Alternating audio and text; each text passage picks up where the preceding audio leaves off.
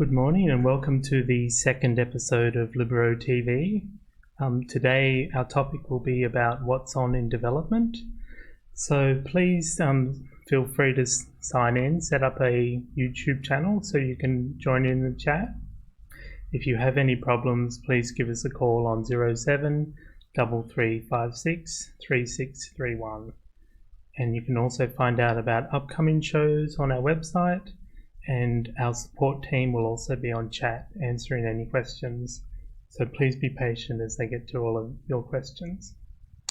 So the first thing we'll be looking at today is multimedia in your catalog templates.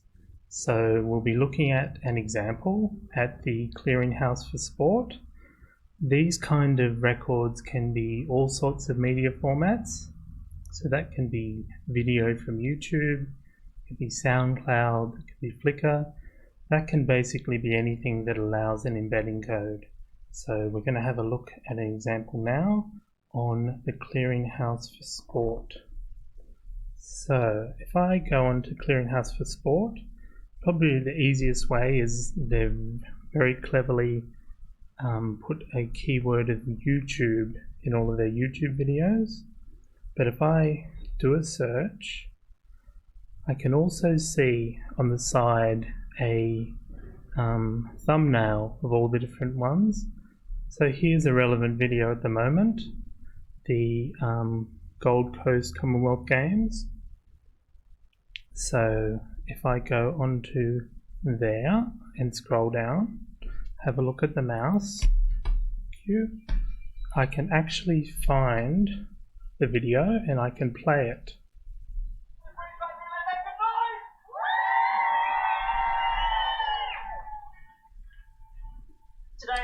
So as you can see, the actual video itself will embed into your catalog record, and that could be a sound file, that could be images, it could be basically anything that can be embedded. So really it's just embedding it in a tag in your record. So if you're interested in doing this, please feel free to contact us at support@libero.com.au, and we're also interested, how would you like to use this development to display your videos, sounds and images? Okay, so now we'll look at our next example of something you can do to spruce up your web opac, and that's where you can customize with up to 10 links at the moment. So an example that I'm going to show you is the Tenterfield web opac. So at Tenterfield, as you can see, they can have all sorts of customizable links. So these are just set in your parameters and on your style sheet skins. So as you can see here, you can have a list of DVDs, or you can also have talking books, different collections. You can have links to your e-library, your databases, Belinda Digital, One-Click Digital, and all sorts of different areas there. So that's one way to really customize your opac and get very prominent links to all the things that you might want to link to. So the next thing I'm going to look at is related mostly to the loan screen, but also to any other screen that had a pop-up blocker possibly affecting the screen. Initially, if you were to go on this screen and your pop-up blocker was set, if you were to search for a member, you would often get your browser crashing if you didn't have your pop-up blocker turned off. But now you'll receive a very nice, easy to understand message rather than just a full crash report. So we'd like to thank everyone who gave us the automated error reports, which allowed us to identify this error and to fix it. So please, if you ever get those crash reports, just a few steps about what page you were on, the last 3 actions that you had, is all very helpful to our development team. So the next thing that I'm going to show you, you can also see on this page here, or you can see it on other pages, any page that has a table page size. So some of the pages that you might have, you might want to display quite a large number. So you might want to display more than the default size of 20. So if you were to do that, to change it, say to 80, that would be saved on the exit. So when I go back there, that's now saved for me on a per page basis, so you can have what's convenient for you as a user. So this might especially be useful on interlibrary loans and possibly other pages like that. So just remember that's saved on exit, and if you don't have anything set, it will be set to 20, and if you previously had numbers set on other pages, they've now been removed. So it's now either 20 or a page that you set. So if you have any questions, please feel free to send an email to support. So the next development is related to item records. So I'll just move to that area now. So something that a lot of libraries will find useful is there's the process to update replacement costs. So that can be either for items with a null replacement cost, or you can do it for all items. And another thing that has been added is on this tab here, there's the ability to not allow deletion in a deletion notes field. So if you have items that should never be deleted, that may be part of your local history, maybe a last copy, maybe a prominent donation, you can have that box ticked, and that will do a check whenever you run a bulk deletion process or stock weeding. So those are both useful things that you can do now.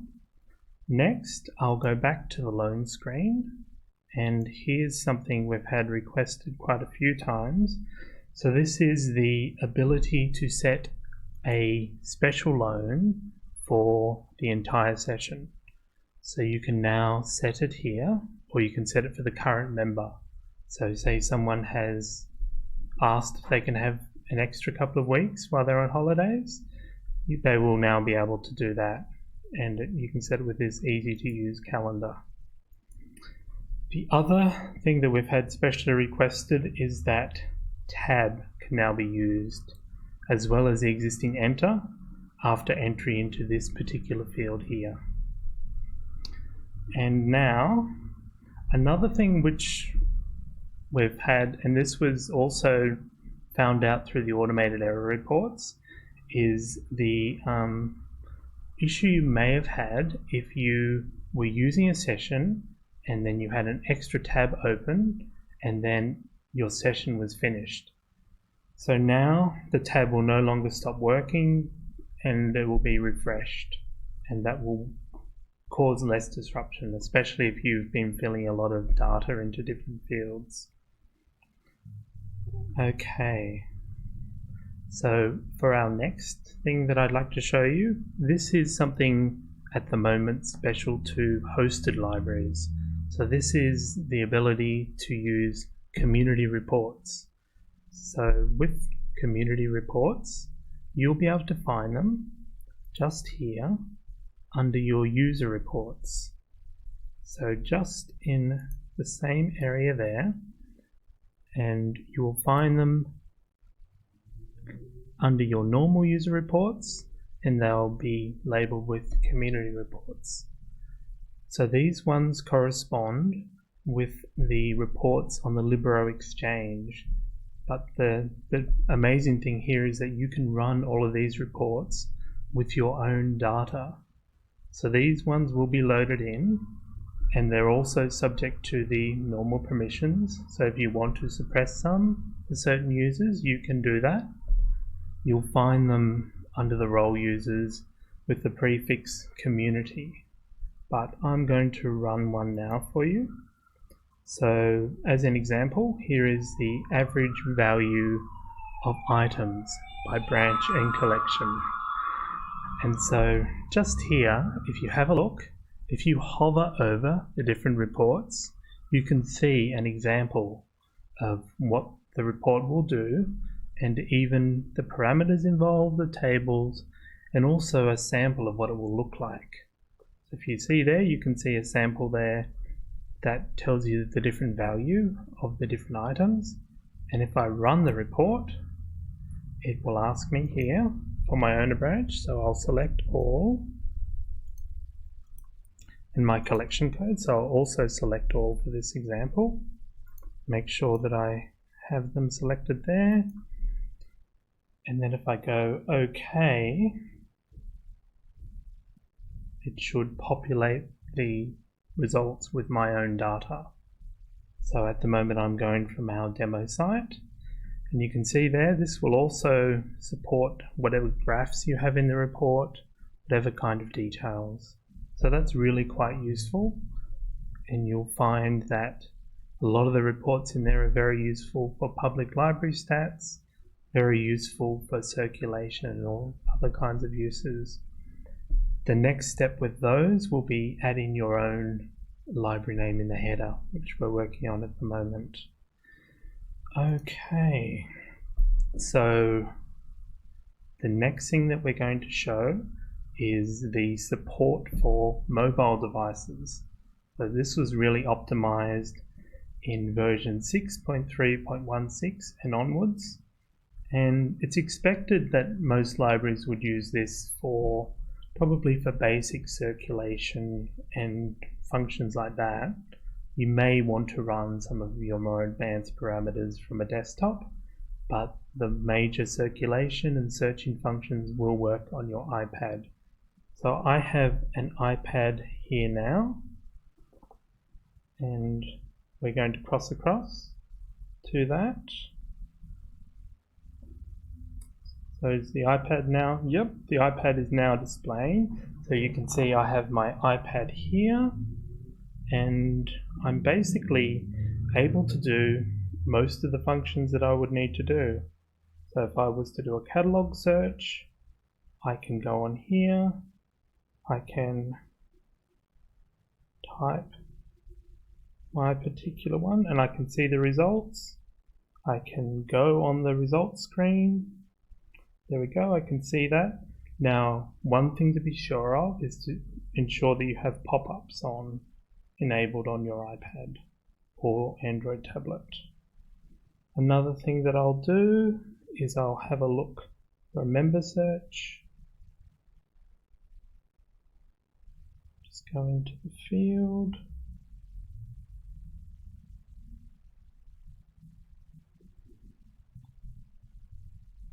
And there we are. So I'll just go into a member record, and it's important to see we can go on, we can change all of the different things that you might need to change, including the drop downs. Okay, and it will give you the notices. As you can see there, this one doesn't have an email. I can go on and fix that, and I can go on and fix anything that needs to be done in the different tabs. So you can basically use the majority of the functions that you would use on a desktop. It's all been optimized for the iPad. Even things especially that used to require a double click can now be done with a single click, or a single tap as it is now. So that's with the iPad on display. So how's the chat line going? We've got a little shout out from South Perth. Oh, Community reports. Yes, hello to South Perth, and thank you for being one of our biggest users of the community reports. Thank you very much. Any other? And that's it for now. Okay, well, we'd just like to thank everyone for joining us today. Do we have any questions out there at all at the moment? No questions. Okay. So we'll be happy. Yeah, everyone's happy. That's good. That's how we like it. So I suppose if you have any questions about any of the things you've seen today, if there's things that you'd like to start using, so you might be interested in embedding some of your YouTube videos, you might be interested in customizing your OPAC with links, you might even be interested in moving over to using iPads or with your circulation staff. So really, if you have any questions, please feel free to email us at support@libero.com.au.